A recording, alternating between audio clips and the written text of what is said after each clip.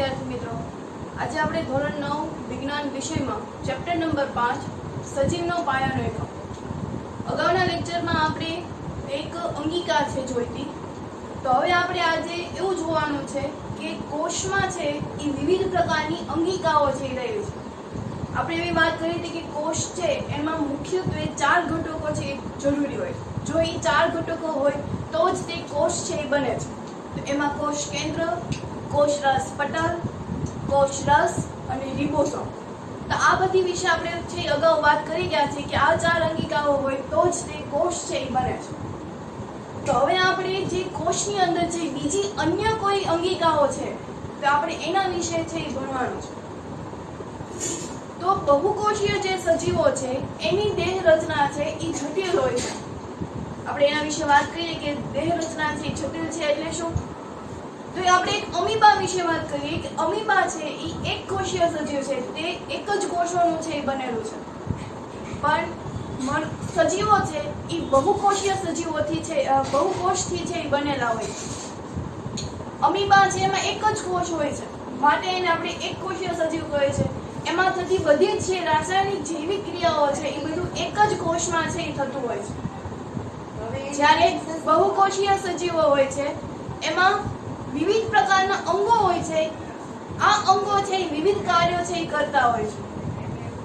તો આપણે પહેલો પોઈન્ટ એવો લખ્યો કે બહુકોષીય સજીવો છે એની રચના છે એ જટિલ હોય છે. જેવી રીતે જઠર છે એ ખોરાકનું પાચન કરવાનું કામ છે, વલોવાનું કામ છે એ જઠર કરે છે. હૃદય છે તો કે એ શરીરના બધા જ અંગો સુધી લોહી પહોંચાડવાનું કામ કરે છે, લોહીને શુદ્ધ કરવાનું કામ કરે છે. તો આવી રીતે મનુષ્યના શરીરમાં બધા જ કાર્યો કરવા માટે અલગ અલગ અંગો છે જરૂરી છે અને આ અંગો માટે એની માટે વિવિધ કોષો છે જરૂરી હોય છે.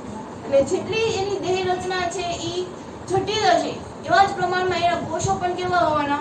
જટિલ. આમ શરીરમાં વિવિધ પ્રકારના કાર્યો કરવા માટે કોષો છે એ જરૂરી છે અને કોષો છે એ પણ જટિલ છે. આમ બધા જ કાર્યોને પહોંચી વળવા માટે આપણે એક અંગો છે તો એ અંગોને આપણે બધી ભેગીઓ થાય તો એને આપણે પટલ જેવી રચના છે એ કહીશું. એટલે કે ક્રિયાઓને તેમના કાર્યોની જરૂરિયાતે પહોંચી વળવા માટે તેમના કોષો પણ કેવા હશે? જટિલ. જેવી રીતે હમણાં જ આપણે વાત કરી કે બધા જ કાર્યો છે એ અલગ અલગ થાય છે. જો એક જ કાર્ય છે થતું હોય તો શું થાય? તો કે એનું જે નિયંત્રણ છે એની જે નિયમન કરવાનું જે હોય છે તો એ સરખી રીતે થતું નથી. એટલે બધા જ કાર્યો માટે અંગો પણ જુદા જુદા હોય છે અને એના કોષો પણ જુદા જુદા હોય છે. આ ક્રિયાઓને એકબીજાથી અલગ રાખવા માટે પટલીય અંગિકાઓ છે આવેલી હોય છે જેને આપણે કોષીય અંગિકા છે એ કહીએ. કોષ હોય છે તો એમાં વિવિધ પ્રકારની અંગિકાઓ આવેલી હોય છે. કોષ અંતઃ કોષરસજાળ, પછી તો કે કણાભસૂત્ર, રંજક કણો, તો એવી ઘણી બધી કોષીય અંગિકાઓ આવેલી હોય છે જે કોષોમાં છે જોવા મળે છે. તો હવે આપણે એવી વાત કરી હતી જ્યારે સુકોષ કેન્દ્રીય કોષ અને આદિકોષ કેન્દ્ર વિશે ભણ્યા હતા ત્યારે કે સુકોષ કેન્દ્રીય કોષ છે એ પટલીય અંગિકાઓ છે એ ધરાવે છે, જ્યારે આદિકોષ કેન્દ્રીય કોષ છે એ પટલીય અંગિકાઓ ધરાવતી નથી. એટલે સુકોષ કેન્દ્રીય કોષ છે તો એમાં અંતઃ કોષરસજાળ, કણાભસૂત્ર, હરિતકણ, રંજક દ્રવ્ય આ બધા જ અંગો છે અંગિકાઓ છે એ ધરાવતા હશે, જ્યારે આદિકોષમાં આ ધરાવતા નથી.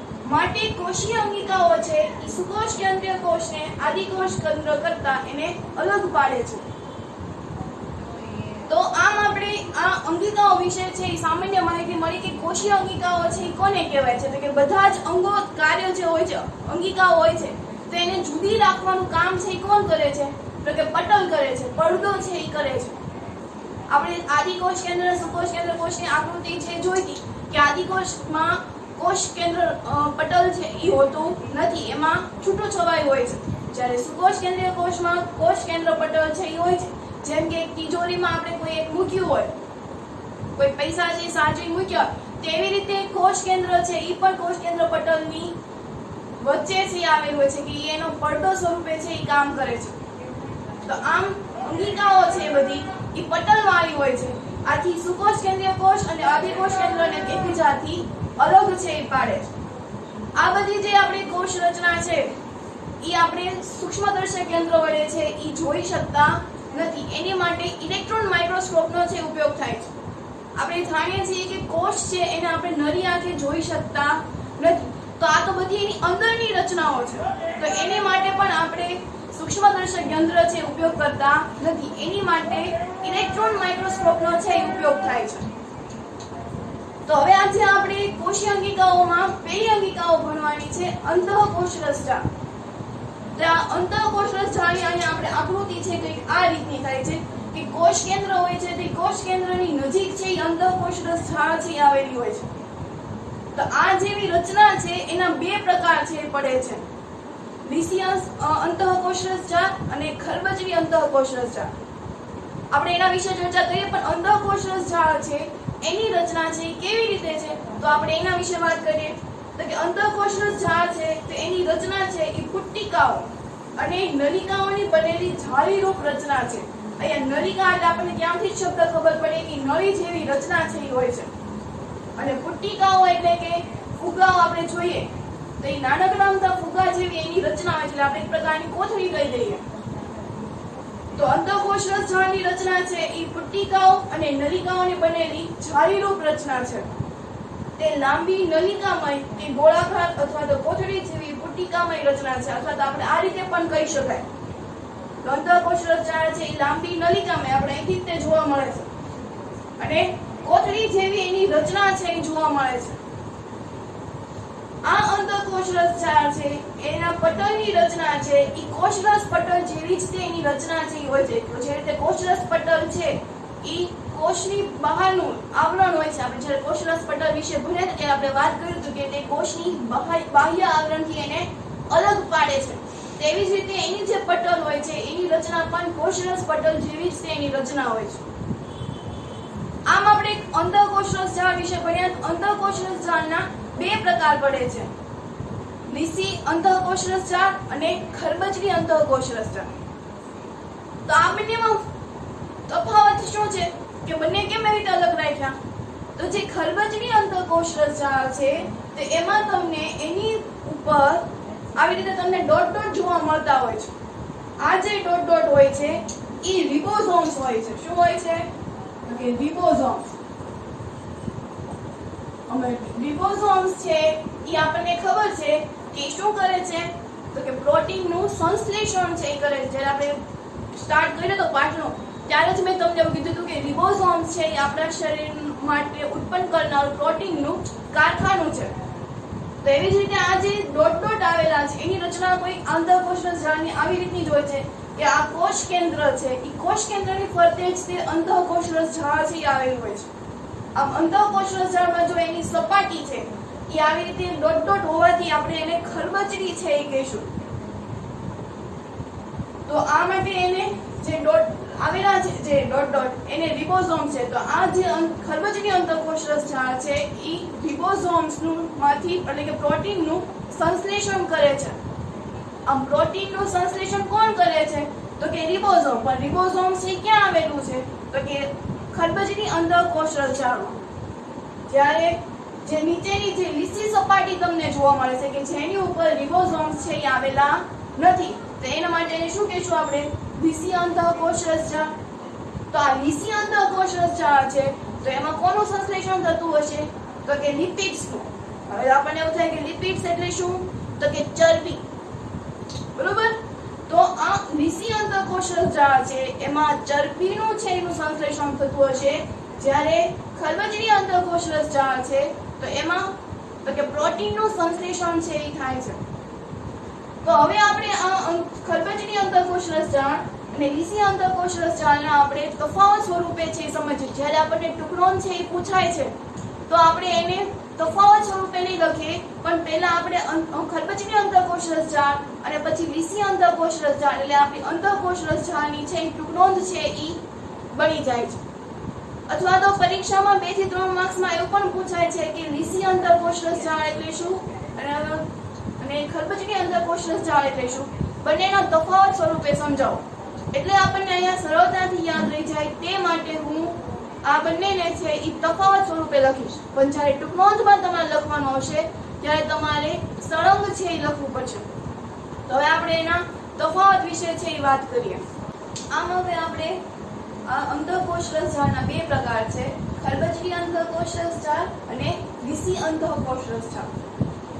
તો આ ખરબચડી અંતઃકોષ રસજાળ અને લીસી અંતઃકોષ રસજાળને આપણે કેવી રીતે અલગ પાડી શકીએ, એ બંને વચ્ચેનો તફાવત શું છે, તો આપણે એ રીતે સમજીએ. તો કે જ્યારે આપણે ખરબચડી અંતઃકોષ રસજાળને આપણે ઇલેક્ટ્રોન માઇક્રોસ્કોપ વડે આપણે કે સૂક્ષ્મદર્શક યંત્ર વડે આપણે જોઈશું તો એમાં કણોની રચના છે એ જોવા મળે છે. જે ખરબચડી અંતઃકોષ રસજાળ છે એમાં કણોની રચના જોવા મળે છે, જે રિબોઝોમ્સ છે, અને જેના કારણે તેને આપણે ખરબચડી અંતઃકોષ રસજાળ છે કે અહીંયા જ આપણે હમણાં આકૃતિ છે એ દોરી હતી કે કોષ કેન્દ્રની ફરતે છે એ પુટ્ટિકા નલિકામય જેવી રચના હોય છે અને એમાં આપણે ડોટ ડોટ છે કર્યા. તો એ કોષોની છે એ રચના હોય છે, નાના નાના કણો છે હોય છે એની રચના છે હોય છે. અને એ જે નાના કણો છે એને આપણે શું કહીએ છીએ તો કે રિબોઝોમ્સ. અને એના કારણે આપણે એવું કહીશું કે તે ખરબચડી અંતઃકોષ રસજાળ છે. આ જે રિબોઝોમ્સ છે એ પ્રોટીનનું સંશ્લેષણ છે એ કરે છે. આપણે પહેલા પણ વાત કરી હતી કે રિબોઝોમ્સ છે એમાં પ્રોટીન છે ઉત્પન્ન થાય છે. એવું કહી શકાય કે પ્રોટીનનું કારખાનું છે રિબોઝોમ્સ છે, એટલે કે પ્રોટીનનું સંશ્લેષણ છે એ કરે છે. હવે અહીંયા પ્રોટીન છે એનું સંશ્લેષણ થઈ ગયું એટલે કે પ્રોટીન છે એ બની ગયું. તો હવે એના પછી શું, તો કે જ્યારે પ્રોટીન છે બની જાય છે અને જે કોષને જરૂર હોય છે તો ત્યાં એને પહોંચાડવાનું કામ છે એ કોણ કરે છે, તો કે અંતઃકોષ રસજાળ. અંતઃકોષ રસજાળમાં પણ કોણ, તો કે ખરબચડી અંતઃકોષ રસજાળ. બરાબર.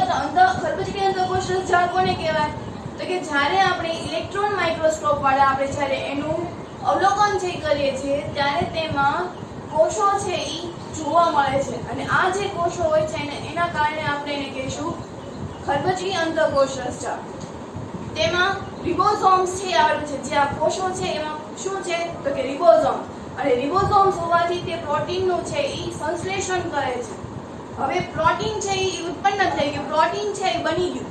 તો હવે શું કરવાનું, તો કે જ્યારે જે કોષોને જરૂરિયાત હોય છે તો ત્યારે ત્યાં સુધી પ્રોટીન પહોંચાડવાનું કામ છે એ ખરબચડી અંતઃકોષ રસજાળ છે એ કરે છે.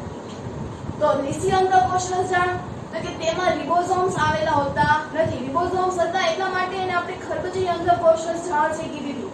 પણ લીસી અંતઃકોષ રસજાળમાં રિબોઝોમ્સ આવેલા હોતા નથી, તેથી એને આપણે શું કહીશું, લીસી અંતઃકોષ રસજાળ. આ જે લીસી અંતઃકોષ રસજાળ છે એ લિપિડનું એટલે કે ચરબીનું છે એ સંશ્લેષણ કરે છે અને તે કોષરસના બંધારણમાં મદદરૂપ થાય છે. આ જે કોષરસ છે એ લિપિડ્સ એટલે કે ચરબીનું છે બનેલું હોય છે, તેના બંધારણમાં એ મદદરૂપ થાય છે. એટલા માટે કોષરસ પટલના બંધારણમાં મદદરૂપ થાય છે. આપણે આમ અંતઃકોષ રસજાળના બે પ્રકાર જોયા, ખરબચડી અંતઃકોષ રસજાળ અને લીસી અંતઃકોષ રસજાળ. તો ફરી વખત આપણે એનું રિવર્સ છે કરી લઈએ. તો અંતઃકોષ રસજાળ છે એની રચના કેવી હોય છે, તો કે પુટ્ટિકામય નલિકા જેવી એની રચનાઓ હોય છે. બીજી રીતે કેવું શકાય તો કે લાંબી નલિકામય તેમજ ગોળાકાર અને પુટ્ટિકામય જેવી રચના છે એ હોય છે. આ અંતઃકોષ રસજાળ છે એ શું કરે છે, તો એના પહેલા તો બે પ્રકાર હોય છે, એક તો ખરબચડી અંતઃકોષ રસજાળ અને લીસી અંતઃકોષ રસજાળ. તો આપણે એનું આકૃતિ જ હમણાં જોઈ હતી કે ખરબચડી અંતઃકોષ રસજાળ છે તો એમાં નાના નાના કણો છે આવેલા હોય છે. આ કણો છે રિબોઝોમ્સના હોય છે, માટે તેને આપણે ખરબચડી અંતઃકોષ રસજાળ કહીશું. જ્યારે લીસી અંતઃકોષ રસજાળમાં રિબોઝોમ્સ છે આવેલા હોતા નથી, એટલા માટે આપણે એને લીસી અંતઃકોષ રસજાળ છે કહીશું. ખરબચડી અંતઃકોષ રસજાળમાં રિબોઝોમ્સ હોવાથી એમાં પ્રોટીનનું સંશ્લેષણ થાય છે, એમાં પ્રોટીન છે એ બની જાય છે. જ્યારે લીસી અંતઃકોષ રસજાળ છે એમાં રિબોઝોમ્સ આવેલા હોતા નથી, પરંતુ એમાં ચરબીનું એટલે કે લિપિડ્સનું છે એ સંશ્લેષણ થાય છે. હવે પ્રોટીન છે એ બની ગયું, તો હવે એના પછી શું કરવાનું, એનું ક્યાં પહોંચાડવાનું છે, તો કે જે કોષો છે એને પ્રોટીનની ઉણપ હોય છે અથવા જેને આવશ્યકતા હોય છે તો એવી જગ્યાએ આ જે અંતઃકોષ રસજાળ છે એ પ્રોટીનને પહોંચાડવાનું કામ છે એ કરે છે, એટલે કે પ્રોટીન છે એ કોષમાં મોકલે છે. જ્યારે લીસી અંતઃકોષ રસજાળ છે તો એમાં જે કોષરસ પટલ છે એનું બંધારણ કરવામાં મદદરૂપ થાય છે. જે કોષરસ પટલ છે તો એ લિપિડ્સનું બનેલું હોય છે, તો એના બંધારણમાં આ લીસી અંડકોષરસ જાળ છે એ મદદરૂપ થાય છે. આમ આપણે અહીંયા તફાવત છે જોયા આ બંનેના, પણ હજી એમાં અમુક જે માહિતી છે એ બાકી છે. બરોબર, આપણને તફાવત છે એ પૂછે છે ત્યારે એના અહીંયા 3 ટોપિક સુધી છે એ લખવાના હોય છે કે 2 થી 3 માર્ક્સમાં જે પૂછાય છે. અને જ્યારે ટુકડોથી લખવાની કીધી હોય છે ત્યારે આપણે ખરબચડી અંડકોષરસ જાળનું હેડિંગ મારીને લખી નાખવાના, ત્યાર પછી લીસી અંડકોષરસ જાળનું હેડિંગ મારીને એમ લખી નાખવાનું, એટલે આપણી એક ટુકડો છે એ તૈયાર થઈ જાય. અહીંયા આપણે સારી રીતે લખવું હોય તો એવું પણ લખી શકાય કે લીસી અંડકોષરસ જાળમાં રિબોસોમ જોવા મળતા નથી.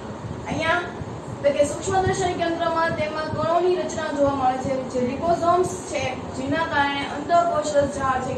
એટલે અહીંયા તો આપણે પોઈન્ટ વાઇઝ થી લખ્યા હોય છે, પણ ટેક્સ્ટ બુકમાં તમારે જ્યારે લખવાનું આપું છું ત્યારે તમારે ટેક્સ્ટ બુક્સનું છે એ લખવાનું છે, કારણ કે ટેક્સ્ટ બુકમાં છે એ અમુક જે શબ્દો છે એ આપણે ટૂંકનોંધમાં છે એ આવા જોઈએ.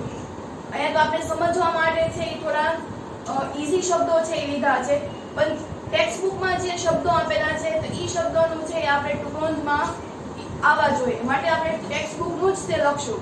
બરોબર છે. હવે પછી કોઈ દિવસ કોઈ બોર્ડ વર્કનું લખેલું છે એ હોમવર્ક મોકલશે નહીં. તો હવે આપણે ફરી પાછું અંડકોષરસ જાળની વાત કરીએ તો અંડકોષરસ જાળમાં પણ વિવિધ પ્રકારના ઉત્સેચકો છે એ આવેલા હોય છે, અંતઃસ્રાવો છે એ આવેલા હોય છે.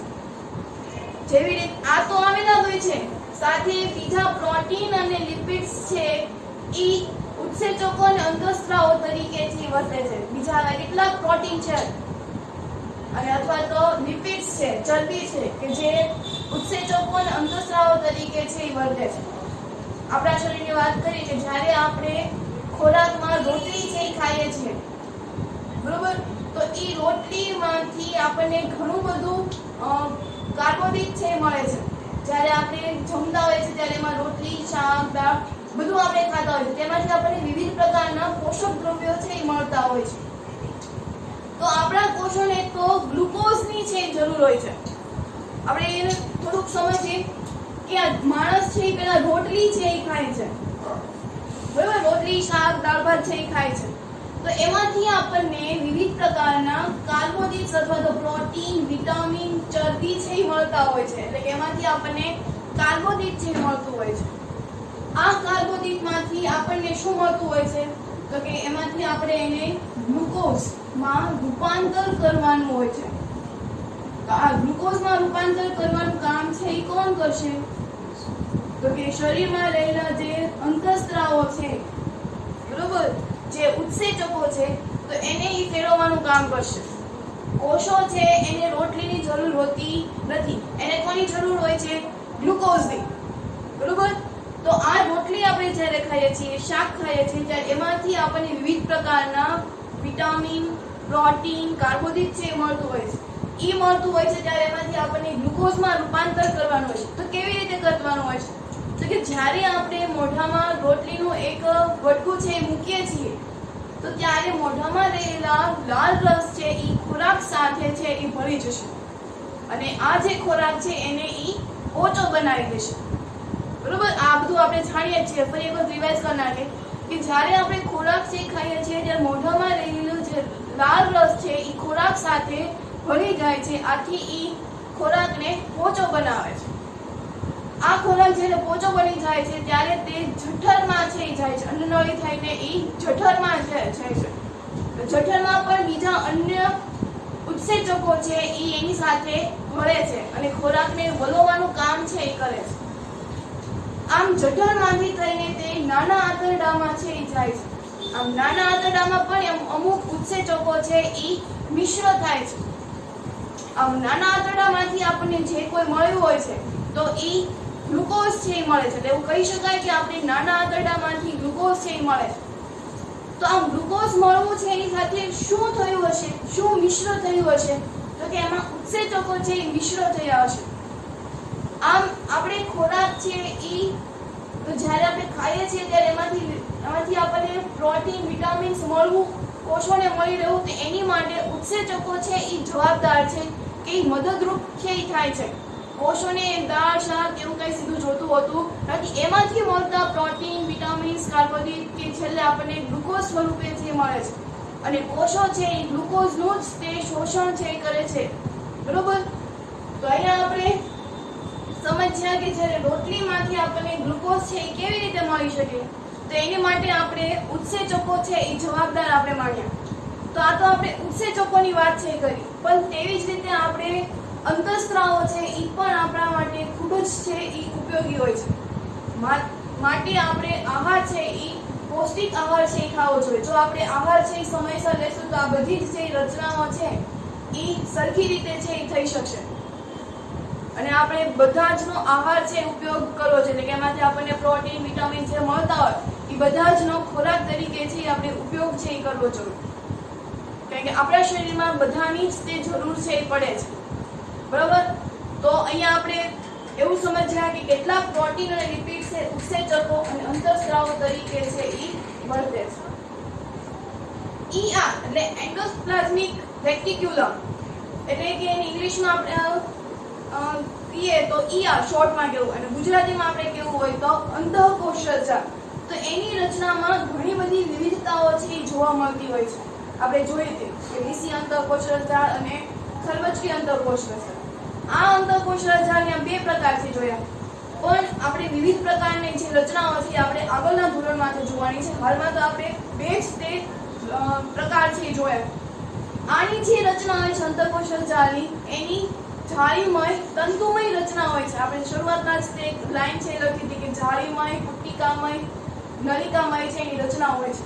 તો તે જાળીરૂપ તંત્રમય રચના છે એ ધરાવે છે. કોષ કેન્દ્ર અને કોષરસ પટલની વચ્ચે વહનનો માર્ગ તરીકે વર્તે છે. સમજીએ આ ટોપિકને કે આ કોઈ એક કોષ છે. બરોબર? આ કોષમાં વચ્ચે કોષ કેન્દ્ર છે એ આવેલું છે. આ કોષ કેન્દ્ર આપણે ત્યારે જ વાત કરી હતી કે અંતઃકોષરસ જાળ છે એ કોષ કેન્દ્રની નજીક છે એ હોય છે. તો આ કોઈ એક અંતઃકોષરસ જાળ છે. બરોબર?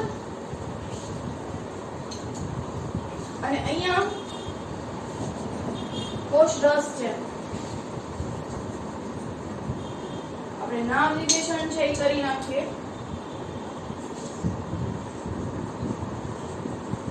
કોષ કેન્દ્ર, અંતઃકોષરસ જાળ, અને અહીંયા આપણે કહીશું કોષરસ. કોષરસ પટલ. અને અહીંયા કોઈ નાનકડી અમથી અંગિકા આવેલી છે જેને આપણે કહીશું રિબોઝોમ. બરોબર? તો હવે કોષ કેન્દ્રમાંથી હવે આપણે અહીંયા શું કીધું હતું કે કોષ કેન્દ્ર અને કોષરસની વચ્ચે વહનનો માર્ગ તરીકે છે ઈ વર્તે છે. એટલે શું કરશે તો કે કોષ કેન્દ્રમાં રહેલું જે રસ છે ઈ તો કે બહાર આવશે, અને કોષરસમાં જે રહેલું દ્રાવણ છે ઈ કોષ કેન્દ્રની જશે. તો એની વચ્ચે કોણ આવેલું હોય છે તો કે અંતઃકોષરસ જાળ. આપણે અહીંયા તે જુઓ કે પહેલા કોષ કેન્દ્ર છે આવેલું છે, વચ્ચે અંતઃકોષરસ જાળ છે, અને પછી બહારના આ બાજુના ભાગમાં જોઈએ તો કોષરસ છે એ આવેલું હોય છે. આમ કોષ કેન્દ્રને જરૂરી જેટલા પોષક દ્રવ્યો છે તો એનું વહન અથવા તો કોષ કેન્દ્રની માંથી બહાર કાઢવાનું, તો એનું વહન માટેનું કોણ જવાબદાર છે તો કે અંતઃકોષરસ જાળ. કારણ કે ઈ મિડલમાં છે. બરોબર? ઈ વચ્ચે છે, તો એમાંથી એને પસાર છે થવાનું હોય છે. આમ કોષ કેન્દ્રની આજુબાજુ અંતઃકોષરસ જાળ આવેલું છે, અને કોષરસને છે અંદર પ્રવેશ દેશે અથવા તો કોષ કેન્દ્રની એને બહાર છે પ્રસરવા દેશે. આપણે વાત કરી હતી અધિસાંદ્ર દ્રાવણ, અધોસાંદ્ર દ્રાવણ, હાઇપરટોનિક. બરોબર? તો એમાં આપણે એવું જ થતું હતું ને કે જ્યાં કોષ કેન્દ્ર છે એમાં જો ઓક્સિજનનું પ્રમાણ છે એ વધી જાય બહારના વાતાવરણ કરતા, તો ઈ બહાર આવશે અથવા તો તે અમુક દ્રાવણો છે ઈ અંદર જશે. તો એવી જ રચના છે એ આપણે અહીંયા જોવા મળશે. જેવી રીતે આપણે આશ્રુતિ વિશે આપણે ભણ્યા હતા. આશ્રુતિના આપણે 3 પ્રકાર છે જોયા હતા: હાઇપરટોનિક, હાઇપોટોનિક અને સમસાંદ્ર દ્રાવણ. તો એમાં જે પ્રક્રિયાઓ જે રીતે થતી હતી એવી જ પ્રક્રિયાઓ છે આમાં પણ થશે. ઈ પ્રક્રિયા પણ કોષમાં થતી હતી, આ પ્રક્રિયાઓ પણ કોષમાં થાય છે. તો એનું વહન કરવા માટેનો જે માર્ગ હોય છે ઈ કોણ હોય છે? તો કે અંતઃકોષરસ ઝાડ. કે અંતઃકોષરસ ઝાડ છે ઈ કોષ કેન્દ્રની અને કોષરસની વચ્ચેના ભાગમાં છે ઈ આપણને જોવા મળે.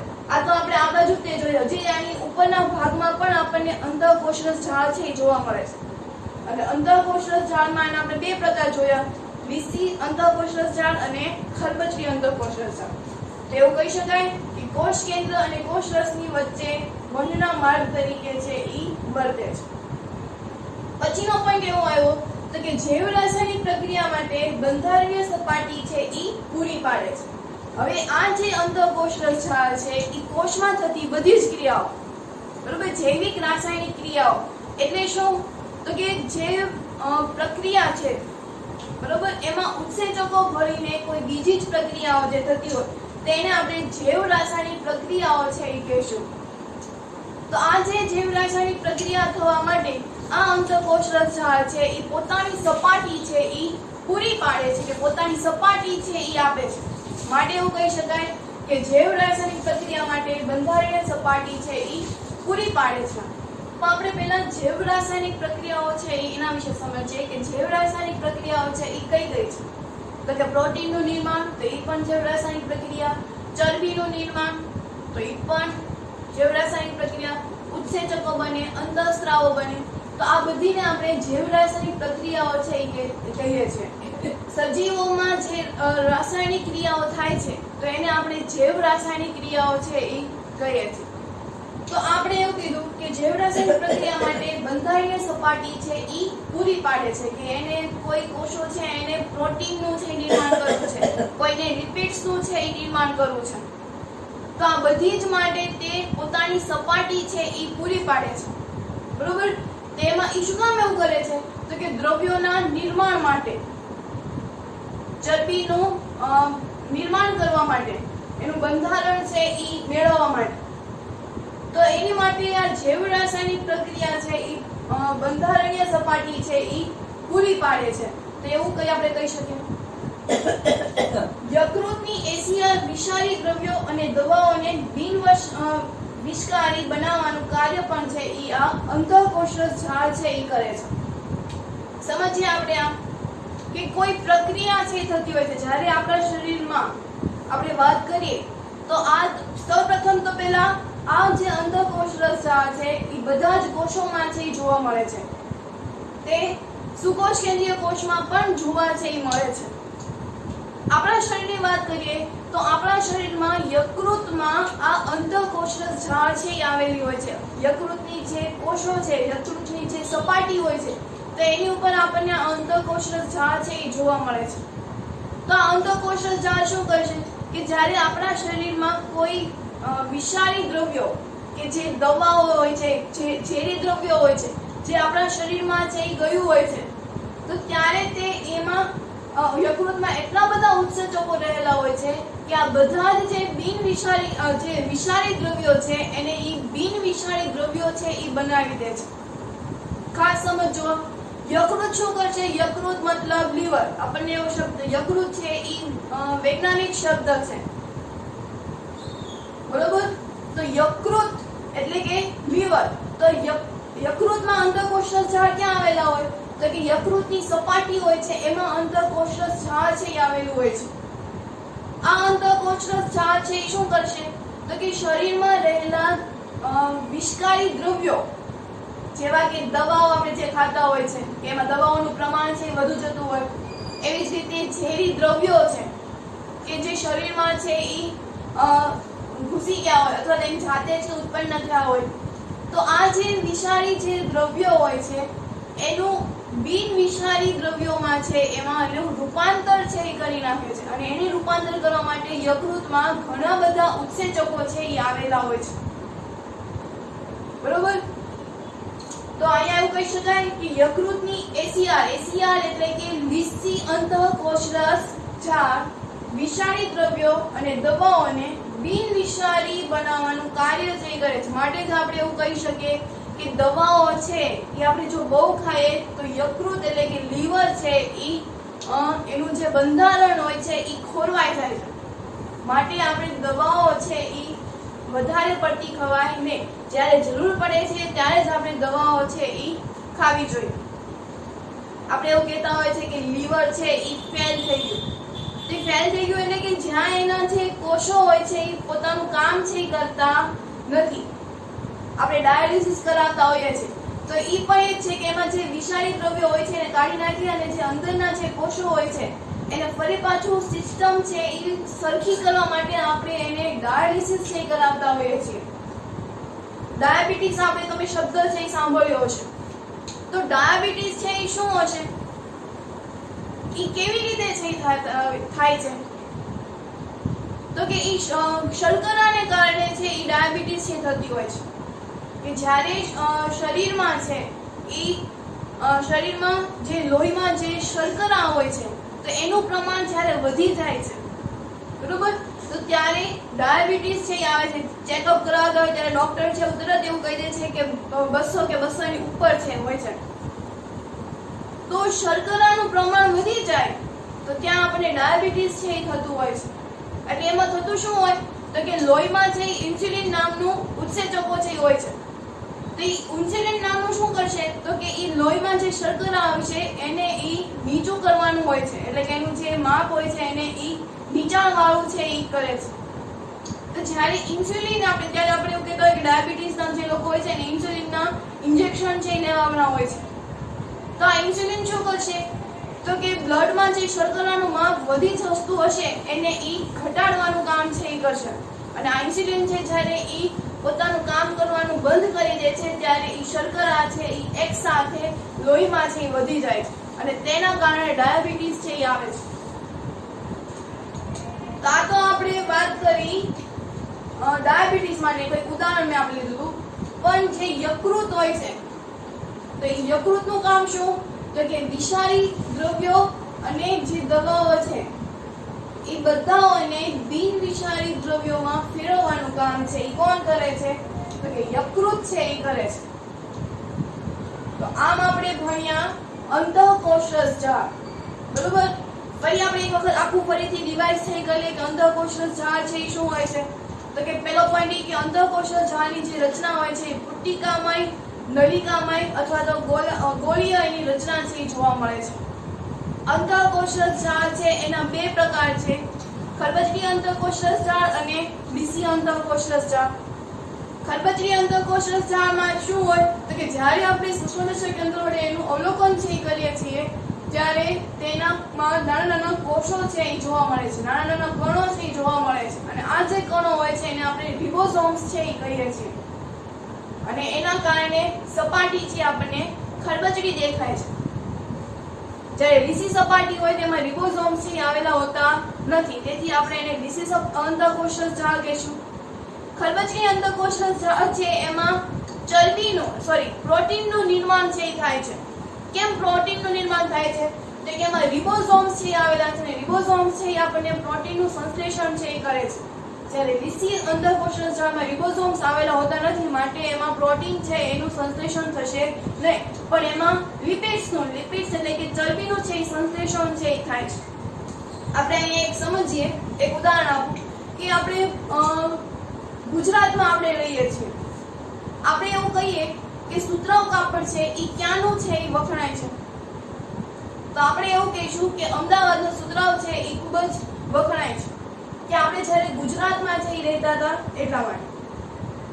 પણ જ્યારે આપણે કોઈ વિદેશમાં જઈશું અને ત્યાં કોઈ એવું વાત કરતા હશે કે ઇન્ડિયાનું સુતરાઉ કાપડ છે એ ખૂબ જ વખણાય છે, તો એવી જ રીતે અહીંયા પણ એવું થાય છે કે અહીંયા પ્રોટીનનું સંશ્લેષણ થાય છે, પણ એ શેમાં થાય છે તો કે ખરબચડી અંતઃકોષરસ ઝાડમાં. એટલે ખરબચડી અંતઃકોષરસ ઝાડ છે આપણે એવું કહી શકાય કે ઈ ઇન્ડિયા છે, જ્યારે આ રિબોસોમ્સ છે એ શું છે તો કે ઈ અમદાવાદ છે. એટલે કે પ્રોટીનનું સંશ્લેષણ ક્યાં થાય રિબોસોમ્સમાં. પણ રિબોસોમ્સ ક્યાં આવેલા હોય છે તો કે અંતઃકોષરસ ઝાડમાં બરોબર. એટલે કે ખરબચડી અંતઃકોષરસ ઝાડમાં પ્રોટીનનું સંશ્લેષણ થાય, જ્યારે ડીસી અંતઃકોષરસ ઝાડમાં લિપિડ્સનું સંશ્લેષણ છે થાય છે.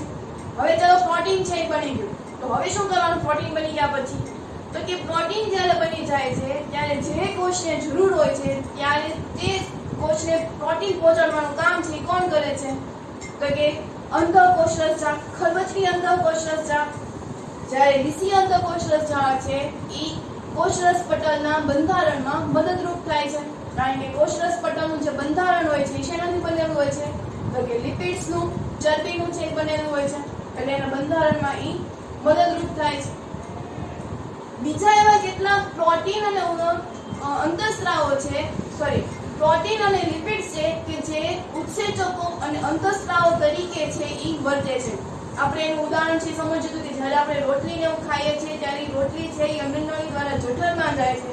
જઠરમાં અન્ય ઉત્સેચકો છે એ મિશ્ર થાય છે અને જેનાથી વલોવાય છે. ત્યાંથી પસાર થઈને એ નાના આંતરડામાં છે જાય છે. નાના આંતરડામાં પણ એમાં અમુક પ્રકારના ઉત્સેચકો છે એ મિશ્ર થતા હોય છે. આમ લાસ્ટમાં આપણને જે ઉત્સેચકો દ્વારા આપણને જે મળે છે જેને આપણે ગ્લુકોઝ છે કહીએ છીએ અને આ ગ્લુકોઝ છે એ કોષો છે એ ઉપયોગ કરે છે. કોષને તો છે એ ગ્લુકોઝનું જ તે શોષણ છે એ કરી શકે છે. તો આપણે એમાં ઉત્સેચકો દ્વારા આખી પદ્ધતિ છે સમજ્યા હતા. તેવી જ રીતે અંતઃસ્રાવો પણ આપણા શરીર માટે ખૂબ જ તે ઉપયોગી છે. જેવી રીતે ઉત્સેચકો આપણા ખોરાકનું આવી બધી પ્રક્રિયાઓ કરીને ગ્લુકોઝમાં રૂપાંતર કરે છે, એવી રીતે અંતઃસ્રાવો પણ આપણા શરીરમાં મદદરૂપ છે એ થતા હોય છે. આમ અંતઃકોષ રચનાની આપણે વિવિધ રચનાઓ છે જોઈએ, એમાં વિવિધ ભાગો છે મળે છે. આપણે અહીંયા બે પ્રકારથી જોયા. બીજા અન્ય ભાગો છે આપણે ડિટેલમાં છે આપણે 11-12 સાયન્સ જ્યારે કરીને એમાં બાયોલોજી વિષય રાખે છે ત્યારે આપણે એમાં ભણવાનું હોય છે. તો એની રચનામાં ઘણી બધી વિવિધતાઓ છે જોવા મળે છે, જે જાળીમય તંત્રમય રચના છે ધરાવતા હોય છે. એના પછી આપણે એવું જોયું હતું કે કોષ કેન્દ્ર અને કોષરસની વચ્ચે વહનનો માર્ગ તરીકે છે એ વર્તે છે. આપણે એમાં આશ્રુતિ વિશેનું ઉદાહરણ સમજ્યું હતું. આશ્રુતિના આપણે 3 છે એ દ્રાવણ સમજ્યા હતા: હાઇપરટોનિક, હાઇપોટોનિક અને સમસાંદ્ર દ્રાવણ. કે જ્યારે જેમાં જરૂર હોય છે ત્યારે કોષો છે એ કોષરસ પટલની બહાર પણ આવી જાય છે અથવા તો તે અંદર પણ છે એ આવી જાય છે. આપણે એનું આશ્રુતિ વિશે ભણ્યા હતા ત્યારે પણ આપણે વાત છે એ કરી હતી કે જ્યારે કોષની બાહ્ય વાતાવરણમાં જ્યારે જેનું પ્રમાણ છે એ વધી જાય છે અને અંદર પ્રમાણ ઘટી જાય છે ત્યારે તે બધા પ્રમાણથી ઓછા દ્રાવણ તરફ છે એ પ્રસરણ છે એ પામતું હોય છે. તો એ ઘટનામાં થવા માટે જવાબદાર હોય છે અને મદદરૂપ થવા માટે કોણ હોય છે? તો કે અંતઃકોષરસજાળ. ત્યાં બધું અંતઃકોષરસજાળ છે થતું હોય છે. ઉદાહરણ પણ સમજ્યું હતું કે એક બાજુ હોય છે એ અંતઃકોષરસજાળ હોય છે, જ્યારે એક બાજુ હોય છે તો એ આપણે જોઈએ તો એ કોષરસ છે હોય છે. અંતઃકોષરસજાળની એક બાજુ કોષ કેન્દ્ર હોય છે, જ્યારે એક બાજુ હોય છે એ કોષરસ હોય છે. એ બંને વચ્ચે કોણ આવેલું હોય છે? તો કે અંતઃકોષરસજાળ. એટલે કે અંતઃકોષરસજાળ છે એ કોષ કેન્દ્ર અને કોષરસની વચ્ચે વહનનો માર્ગ તરીકે એ વર્તે છે. જૈવ રાસાયણિક પ્રક્રિયા, તો જૈવ રાસાયણિક પ્રક્રિયાઓ છે એ કઈ કઈ છે? તો કે પ્રોટીનનું નિર્માણ થવું, ચરબીનું નિર્માણ થવું, એના પછી ઉત્સેચકો બનાવવા, પછી અંતઃસ્રાવ બનવું. તો આ બધી છે એ જૈવ રાસાયણિક પ્રક્રિયાઓ છે. સજીવોમાં જોઈએ તો સજીવોમાં જે રાસાયણિક ક્રિયાઓ છે થતી હોય છે એને આપણે જૈવ રાસાયણિક પ્રક્રિયાઓ છે એ કહીએ. તો જૈવ રાસાયણિક પ્રક્રિયા માટે આ જે અંતઃકોષરસજાળ છે એ પોતાની સપાટી છે એ પૂરી પાડે છે. પ્રોટીનના નિર્માણ માટે, દ્રવ્યોના બંધારણ માટે, દ્રવ્યોના નિર્માણ માટે, ચરબીનું નિર્માણ કરવા માટે. તો આ બધાનું નિર્માણ કરવા માટે અંતઃકોષરસજાળ છે એ પોતાની સપાટી છે એ પૂરી પાડે છે કે એ સપાટીમાં આ બધા રાસાયણિક ક્રિયાઓ છે એ થતી હોય છે. એના પછી આપણે એવું જોયું હતું કે યકૃતની HCl એટલે કે લીસી સપાટી, લીસી અંતઃકોષરસજાળ એ વિષારી દ્રવ્યો અને દવાઓને બિન વિષારી દ્રવ્યોનું છે એમાં રૂપાંતર છે કરી નાખે છે. યકૃતમાં એટલા બધા ઉત્સેચકો આવેલા હોય છે કે ગમે તેટલા ઝેરી દ્રવ્યો આવેલા હોય તો એને ઈ બિન વિષારી દ્રવ્યો છે ઈ બનાવી દે છે. એટલે કે ઈ જે વિષારી દ્રવ્યો હોય છે એનું પાચન મતલબ કે એને ઈ રૂપાંતર છે ઈ કરી નાખે છે. બરોબર કે ઈ જે ઝેરી દ્રવ્યો હોય છે એને શેમાં ફેરવી નાખે છે? તો કે બિન વિષારી દ્રવ્યોમાં. તો અહીંયા આપણે અંતઃકોષરસજાળ એટલે કે આપણે એક અંગિકા વિશે છે ભણ્યા. કોષીય અંગિકાઓ છે ઘણી બધી હોય છે પણ આજે આપણે એક અંગિકા વિશે છે ભણ્યા, અંતઃકોષરસજાળ. તો આ અંતઃકોષરસજાળની ટૂંકનોંધ છે લખવાની છે તો ઈ આપણે ટેક્સ્ટ બુક માંથી છે ઈ લખવાની હોય છે, પોઈન્ટ વાઇઝ છે ઈ લખવાની હોય છે. પેરેગ્રાફમાં હવે મને કોઈ હોમવર્ક છે ઈ મોકલશે નહીં, એના પોઈન્ટ પાડીને છે ઈ લખવાના છે. જેવી રીતે તમે એક્ઝામમાં ટૂંક નોંધ લખવાના છો એવી જ રીતે મને આખી અંતઃકોષની ટૂંક નોંધ છે ઈ જોઈએ છે. તો હોમવર્કમાં અંતઃકોષ ચાલ છે એની ટૂંક નોંધ 2 વાર લખવાની છે.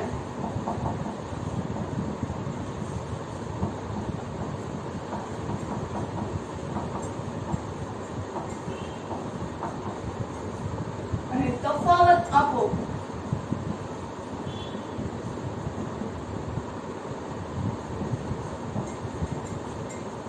લીસી અંતઃકોષ રચના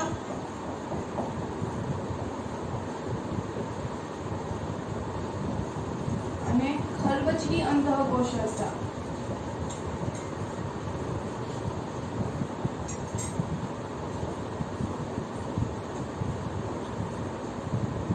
ઈ પણ 2 વખત લખવાનું છે. બરોબર, આ જે બંને ક્વેશ્ચન છે એ બધા 2 વાર છે ઈ લખવાના હોય છે. આપણે જે તફાવત લખ્યા છે ઈ તફાવત પણ કોઈ આ રીતે છે લખશે નહીં. ટેક્સ્ટ બુકમાં તમને જે શબ્દો આપેલા છે ઈ શબ્દોના આધારે તમારે પૂરા વાક્યમાં છે ઈ લખવાના છે. બરોબર, તો અહીંયા આપણે અંતઃકોષ રસ વિશે જાણ્યા. હવે આપણે નેક્સ્ટ લેક્ચરમાં બીજી કોઈ અંગિકા વિશે સમજશું. તો અહીંયા આપણે આજનો લેક્ચર છે ઈ પૂર્ણ કરીએ.